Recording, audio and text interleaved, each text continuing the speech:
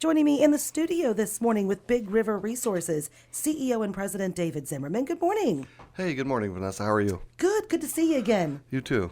Yeah, getting all prepared for today's Illinois Corn TV episode, and I've been, of course, doing some research on some of the policy legislation rulings that have been taking place. So we'll get to those in a minute. First, give us an update about how things are at Big River. Well, it's been a really strong year so far, and you know, obviously when things got a little dry here in the middle of June, we were a little concerned. But on my drive in this morning, I was happy to see a lot of corn starting to pollinate. I saw an airplane presumably putting some fungicide on. We got those rains just in time. Now we've got a long way to go here. We still have all of July and August weather. You know, and there's some talk that maybe the row size on these ears of corn might be a little bit down based on the dryness in mid-June. But so we really need to fill out this ear of corn in July and August. But so we're comfortable that we're going to have a crop this fall. We don't know what size, but up until now, obviously we've been grinding old crop. We've been getting good supplies. We had really good local crops, as you know, last year, and that's been very helpful. So we've been very competitive in the corn space versus, you know, some western plants that had a little more trouble with their crops. So we've been running the plants hard. We're seeing strong margins all the way up here through our June month end that we just completed. So yeah, we're in a good spot right now.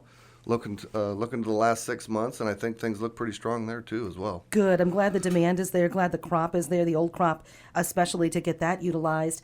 We're in Galva, Burlington, Dyersburg, and then Boyceville, Wisconsin. Yep. How many bushels of corn do we need on average to produce the amount of ethanol Big River needs? About 150 million bushels. That's fantastic. Yeah. And Yep. what an opportunity, what a market for us. Yeah, it is. It really is a good market because when you think about, you know, the difference between this year and last year as far as corn usage, 2 years ago we had a really strong export pull. You know, the ethanol space, we continue to use 5.2 billion bushels, you know, roughly every year. This year, what's made the corn a little bit easier to originate has been that export pull has really dropped off pretty dramatically over the last 2 years. I think we were 2.2 or 2.3 billion bushels of exports the prior year, and this year we're on pace to do about 1.7 to 1.8. So, you know, the export side of the corn equation is always a little bit inconsistent, but it's always one of my favorite things to point out that the ethanol side is very consistent. So, You know, and I would have thought because of the COVID pandemic that we would have been off on our exports while people weren't driving as much during the pandemic, and the demand would be greater now for our exports. I think it was more of an inflationary type of a situation when we came off of COVID, and you saw a lot of low interest rates, and you saw a lot of money chasing what was probably too few goods at the time, and our exports fell into that. Our dollar was still relatively cheap at that point in time, but you can see the environment starting to shift. Interest rates are going up. The dollar is going up versus other currencies, so some of our exports have suffered on that front. And remind us of how many local jobs that you employ at Big River Resources in our size communities. Well, we have about 250 jobs total. So if you look at our facility at Galva, we're north of 50 full-time employees there with full benefits. And then, of course, we've got the grain elevator system here in Western Illinois that includes Monmouth and Gerlaw and Aledo and Edgington and Joy. So we also employ folks there in our grain elevator system. Okay, good. Yeah, I was listening to Rob Elliott. He interviewed with Kaylee just last week, I think it was, while I was on vacation. And it was just nice hearing how this industry was created because the market was just stagnant.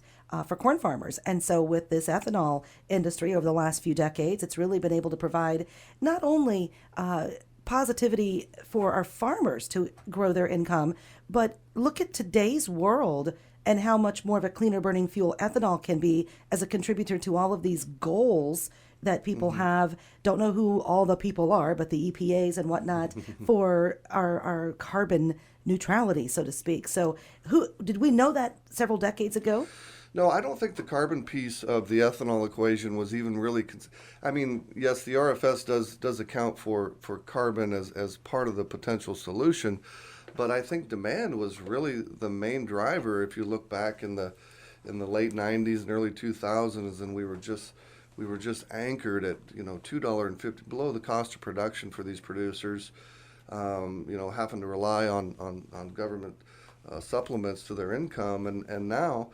From that period to now, we're using about 40% of that corn crop locally to produce, locally grown fuels, and it's just been a boon, and it's helped that farmer to get back above the cost of production, and like I said, it's a nice consistent demand for local corn. Sure.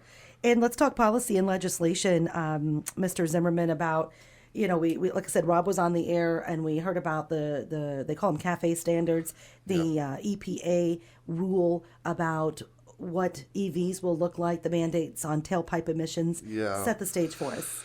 Well, this one's particularly frustrating. It's the CAFE standards. You're 100% right, Vanessa. It's the corporate average fuel economy standards. But as part of that, what they said is they set an emissions limit. It's called gram. Basically, they track grams of CO2 per mile driven. So the EPA has always had pretty wide-ranging authority to set those standards. Well, and if you were at our annual meeting in March, I prefaced this a little bit, saying that this was a concern of ours. We knew this was potentially coming. And what they did was they set the CO2 limits, the carbon limits, so stringent by 2032. And it's not a mandate for electric vehicles, but it is a de facto mandate in that it essentially makes an internal combustion engine unable to compete. Now, the frustrating part is this is not a life cycle analysis that has been done to determine what the carbon footprint of that vehicle is. If you look at all of the material, the carbon that is emitted in order to build that electric vehicle, the batteries and all of those things, it's not taken into consideration. And I think from our standpoint, all we're trying to stand up and say is let's get a well-to-wheels assessment of the carbon that is being emitted, whether it's an electric vehicle or an internal combustion vehicle, because you are ignoring one half of a huge segment in the transportation side that can contribute to reduce carbon, and that's the ethanol side. Well, and the manufacturers, you're basically telling them if it doesn't have a tailpipe, it doesn't emit CO2. But as you've pointed out, that may not be the case in the production of these, well, especially the batteries. Yeah, and the manufacturers, I mean, they don't care for the new standards either. I mean, they want to make the types of cars that their consumers want. And I think there is some consumer demand, but ultimately a lot of consumers, especially in areas like ours, more rural areas, we like our internal combustion. And with these standards, it really takes the consumer almost out of the picture a little bit. Which is so bizarre because the consumer's usually the one who demands the products, and the job of the producer of the products should be to advertise. Because plenty of people are successful with their EVs. More power to them. If they want to have an electric vehicle to zip around town, there's nothing, no one's saying there's a problem with that. Right. It's just that you need some combustion for other activities, other things that need to be done with the vehicle, plus, again, choice in how you want to accomplish moving you can't have an EV tractor necessarily if you run out of you can't do that. You don't want to go long-term trips necessarily and not have a charging station. Yeah, the functionality is certainly in question, but to me the national security aspect is one that really gets overlooked a lot of times. And just this morning as I was driving into the studio, the discussion I was hearing on the radio was about China imposing some trade restrictions on a couple of rare earth metals, tech metals. So, the situation with China and as adversarial as that's getting, I think for us to put our eggs in that electric basket that's really going to rely on a lot of materials from China, I think is short-sighted. Oh, that's a very good point. Yeah. I forgot about the rare earth minerals. They are the ones that are mining those minerals. Yeah, and I think it was germanium and gallium. I'm not a chemist, but that's what I'd heard this morning. And those are things that are required along with lithium and cobalt and all the rare earths that go into these into technology and we're limiting the amount of AI chips that we're sending to China. So you can see it's certainly a trade war in effect at this point. Sure. And what are we doing to continue to push for ethanol and this engine that we've talked about that is in the Next Generation Fuels Act?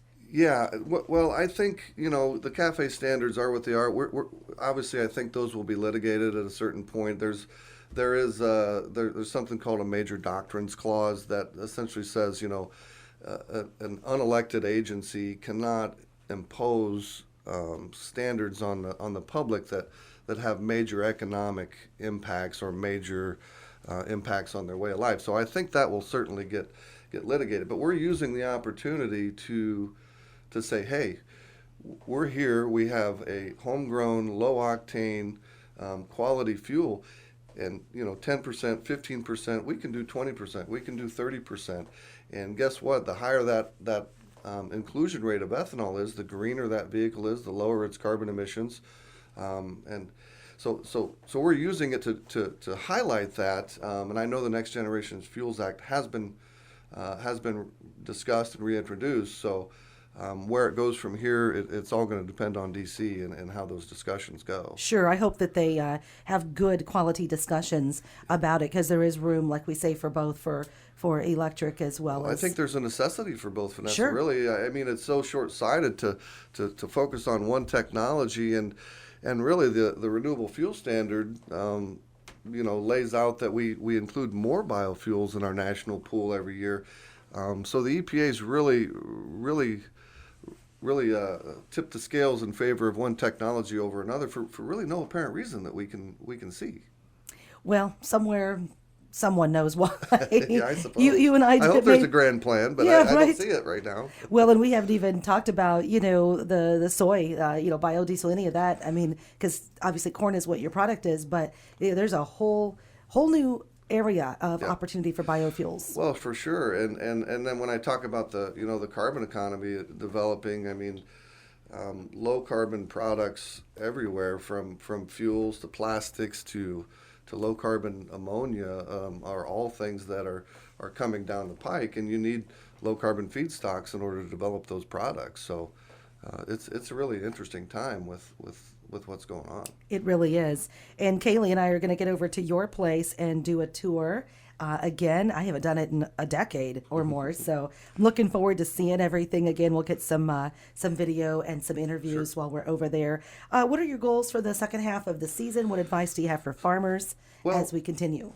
Look, for us as a company, we are still focused on our lowering the CI score of our product, that being our main product being ethanol, and obviously our corn oil. A low CI corn oil is going to have some usage in the biodiesel and renewable diesel world. Sustainable aviation fuel is something that we are continuing to focus on in order to get there and be a viable feedstock for that growing and burgeoning industry. We're going to have low carbon ethanol, but that's something we really see in the future that could be very sizable demand for the ethanol space. It's about 35 billion gallons nationally of aviation fuel, and by 2030 the goal is, the grand challenge is to have 3 billion gallons of sustainable aviation fuel developed in the United States, and there are a few folks that are working towards that path, but that's just a drop in the bucket to the size of that market. So our initiative to sequester carbon is really the first thing that we need to do in order to be viable into that sustainable aviation fuel market, and we're well on the path that direction. Okay. Well, keep up the good work. Keep talking to your legislators. We are very fortunate that they come to the Ag Roundtable and that we're able to continue to work with them on these very important matters. Well, our legislators in Illinois, kudos to them. They've done a good job. They've had some wins. That's where we've had some political wins. With the $1.50 SAF credit in Illinois that was passed, I believe, in February. And then with Farm Bureau and Illinois corn growers, these guys did a great job getting these tax reductions on ethanol passed. So 10% at E15, 15% from E20 to E50, and then 100% tax credit for E85. So we've had some wins in Illinois. Fantastic. It is so good to catch up with you, David. I'm looking forward to seeing you over on site at Big River Resources. We'll be over there shortly. Okay, great. Thank you. Thank you. CEO and President David Zimmerman with us, Big River Resources on 1330 WRAM.